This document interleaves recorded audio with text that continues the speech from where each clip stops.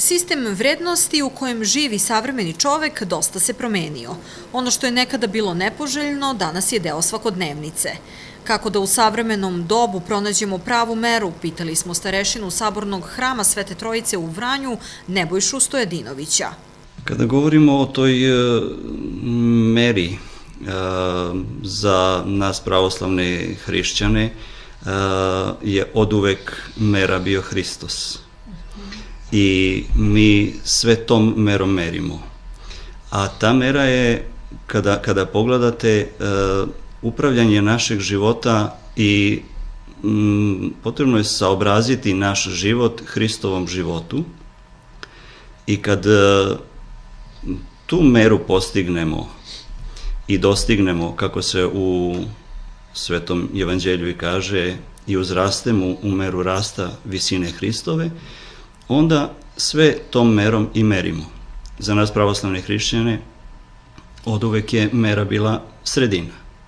Mi živimo u potrošačkom društvu. Kupiti više i kupiti novo, bolje postaje imperativ.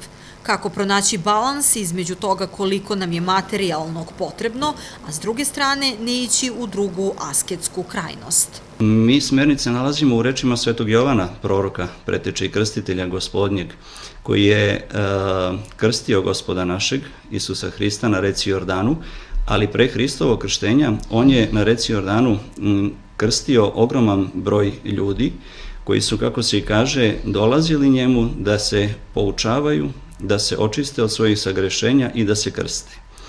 Pa su onda, između ostalog, mnogi pitali Svetog Jovana, a šta ćemo mi činiti, pa onda su drugi postavljali pitanje šta ćemo mi činiti i tako dalje.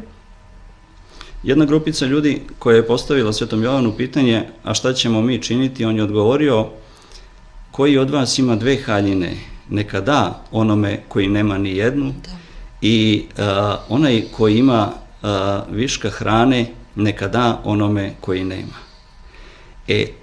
Tu negde u tim rečima mi treba danas da tražimo smernice za naš život i da ne tražimo uvek i uvek nešto novo. Moramo uvek znati da je jedino novo, kako nas sveti oci uče, jedino novo pod ovom kapom nebeskom samo Gospod naš Isus Hristos. I on je uvek i iznova novo. U osnovi pravoslavlja je ljubav. Treba uložiti trud da više volimo svoje bližnje i Gospoda Boga. Prva zapovest koju treba da ispunimo jeste ta ljubav prema Bogu i to je onaj vertikalni krak krsta, a druga zapovest je o ljubavi prema mome bližnjem, to je onaj horizontalni krak krsta, da se trudimo da u onoj meri u kojoj budem voleo Boga, da će u toj meri proizići i ljubav prema mome bližnjem, jer ako imam ljubav prema Bogu, onda će i proistići iz te ljubavi strah da ne učinim nešto loše mom bližnjem. A opet u strahu početak mudrosti je, kako se kaže u Svetom pismu, strah Gospodnji, strah Božiji. Kada imam tog straha u sebi da drugome ne učinim nešto loše, onda ću na taj način i ljubav pokazati prema bližnjem. Ljubav je u osnovi svega, ljubav je ta energija koja gradi i koja je sve stvaralačka. To je ono što nam je danas preko potrebno.